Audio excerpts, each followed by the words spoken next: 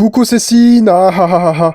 Ça y est, 2025 vient de s'achever et je vais faire le top 10 des films de 2025 que j'ai préférés. Comme chaque année, j'ai regardé beaucoup de films. En 2025, suivez-moi sur Letterboxd, j'ai vu un total de 72 films sortis en 2025, que ce soit au cinéma et sur les plateformes. J'ai choisi les 10 que j'ai préférés et je pense que je serai le seul à en avoir certains dans mon top. Et on va commencer tout de suite avec le numéro 10.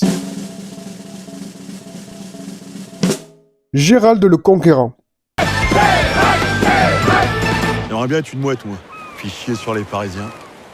Dans l'ensemble, j'apprécie le travail de Fabrice Eboué. C'est toujours crétin comme Casse Départ ou le crocodile du Botswana, bien que j'ai un peu plus de mal avec ce dernier. Par contre, il m'a mis une claque avec Barbac, que je trouve très bon. C'est trash, hilarant et original. Gérald le Conquérant, c'est un mockumentaire, c'est-à-dire une parodie de documentaire dans lequel on suit Gérald, un Normand fan de Guillaume le Conquérant, qui a pour projet de créer un parc d'attractions à l'effigie de son idole. C'est d'un absurde absolument stratosphérique. On suit un personnage loufoque entre propos douteux, explosions d'animaux et j'en passe des dizaines de moments hilarants et lunaires. Le moment où il se vexe et il ramène le fusil alors qu'il y a des gosses, c'est vraiment super drôle. Je suis presque sûr que des gars comme Gérald, c'est-à-dire des ovnis ou juste des gros débiles sur de leur délire qui n'a aucun sens, ça existe. Enfin bref, je me suis régalé et j'ai hâte de le revoir. Numéro 9. L'amour, c'est surcoté. L'important, c'est de ne pas avoir peur de tomber amoureux. On arrête tout, on stoppe tout. Vous êtes des fous, furieux, j'arrête, bonne nuit. Morad Winter nous offre un drame romance fort, émouvant et très drôle. Porté par Hakim Gemili que j'adore et que je trouve excellent. Son alchimie avec Laura Felpin est folle. Le film est aussi plus profond qu'il n'y paraît, c'est-à-dire qu'il parle de la vie, d'amour, de rêve, de peur et aussi de deuil, avec une sous-intrigue importante dans le développement du personnage principal. C'est une très belle œuvre avec une affiche sublime. Numéro 8.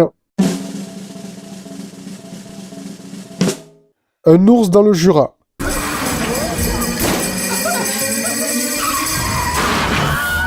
Je ne m'attendais pas à un film comme ça dès le premier jour de l'année, et encore moins venant de Franck Dubosc.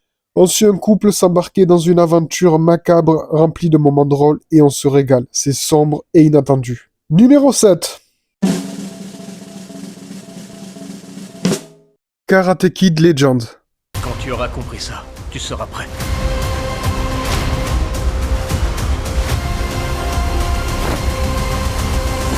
J'ai découvert la saga Karate Kid cette année et autant dire que maintenant je l'adore. Pour moi, ce retour est réussi. On fusionne plus ou moins les deux sagas avec la saga principale et le remake avec Jackie Chan pour un film avec un nouvel élève attachant, bien interprété, apportant une touche de modernité. À la franchise, ça fait plaisir de voir Ralph Macchio et Jackie Chan sur grand écran. Numéro 6.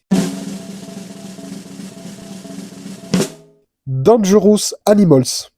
Mais ce dont le poisson ne se rend pas compte, c'est qu'une fois l'hameçon planté, il peut lutter autant qu'il voudra. Dangerous Animals, c'est arrivé dans nos salles de cinéma sans qu'on s'y attende vraiment. Et en plus de ça, il est passé au Festival de Cannes. Ce que je trouve vraiment génial, c'est qu'on sorte de la exploitation pour un film d'horreur effroyable avec un psychopathe qui entre directement dans le bestiaire des plus gros détraqués de films d'horreur. En fait, c'est un peu le Mick Tyler des mers qui nous a offert un super moment au cinéma. Numéro 5. Destination finale, Bloodline.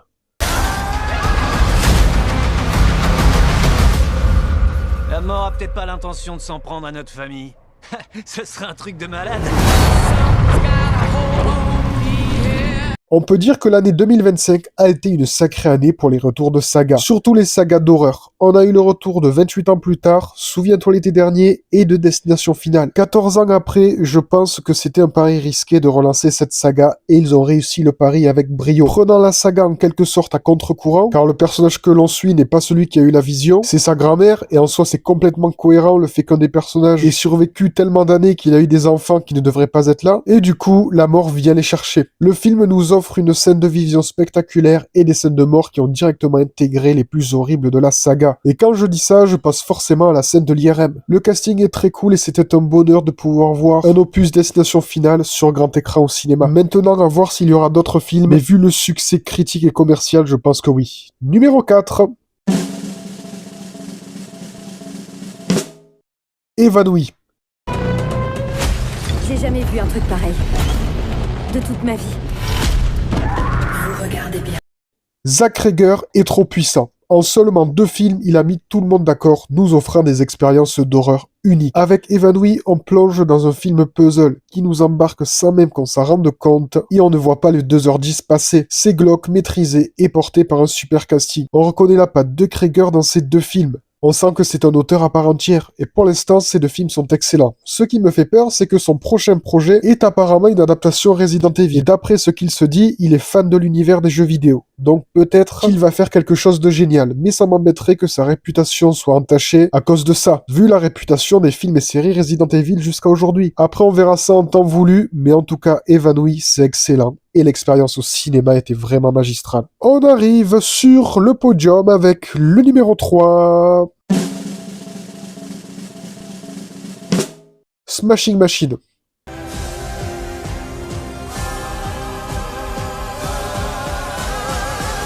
Un samedi à la réalisation, c'était sûr que ça allait être excellent. Et en réalité, je dirais que Smashing Machine, c'était au-delà de mes espérances. J'avais hâte du retour de The Rock dans un rôle très fort. Pour moi, c'est un excellent acteur. Son meilleur rôle restera celui du personnage dans No Pain No Gain, où il interprète un camé un peu déjanté. Mais avant ça, il avait été excellent dans le film Redemption, dans lequel il entraîne des jeunes détenus au football américain. Et le fait qu'ils se soient enfermés dans des blockbusters comme tous les Fast and Furious-like, ainsi que ces multiples polémiques qu'il a eues sur Internet, ont fait qu'il est devenu en quelque sorte au fil du temps une caricature de lui-même. Et ça s'est pas arrangé avec ses derniers pourris du genre Black Adam ou Red One. Même si Red One je l'aime bien et que je trouve qu'il a été mal accueilli par le public. Le fait qu'il se lance dans un film comme ça, je trouve que c'est génial. Et ça fait plaisir, ça change. Surtout qu'en plus, il est grimé. Il interprète un personnage qui a vraiment existé, avec beaucoup de sensibilité. Il nous touche et au travers de la caméra d'un samedi, c'est magique. Après ce film, je veux plus jamais entendre quelqu'un me dire que The Rock joue mal. Numéro 2. Marche ou crève. Il n'y aura qu'un seul gagnant.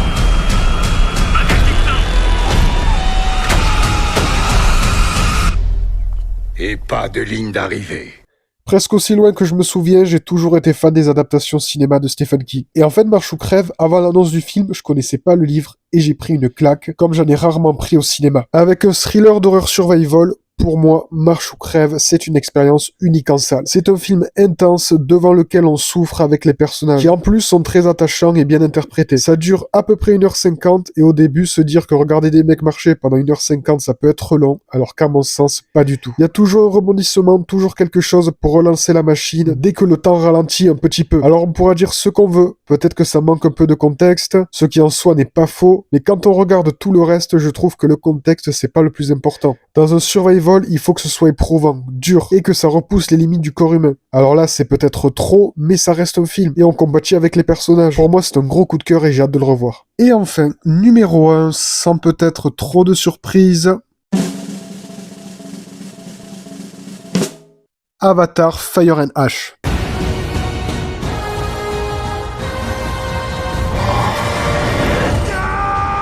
Je suis très content d'avoir aimé Avatar 3, parce que j'avais peur de subir ma séance comme pour Avatar 2 dans lequel le côté documentaire animalier m'avait mis KO. Durant ma séance au cinéma, ce qui a fait que j'avais subi les 3 heures, contrairement à Avatar 3 où ce ne fut pas le cas. Je me suis régalé, j'ai pas vu le temps passer, c'est grandiose, spectaculaire. Ça redéfinit la définition du mot épique, visuellement c'est sublime, l'histoire se poursuit comme il faut, elle se répète peut-être, mais l'aborde différemment, puis au bout d'un moment quand on fait 3 films qui durent au total 9 heures, avec le même méchant, forcément il y a un côté répétitif, mais en tout cas je l'ai pas ressenti sur celui-là. Hâte de le revoir également. C'est tout pour ce top de 2025. N'hésitez pas à lâcher le vôtre en commentaire et à bientôt.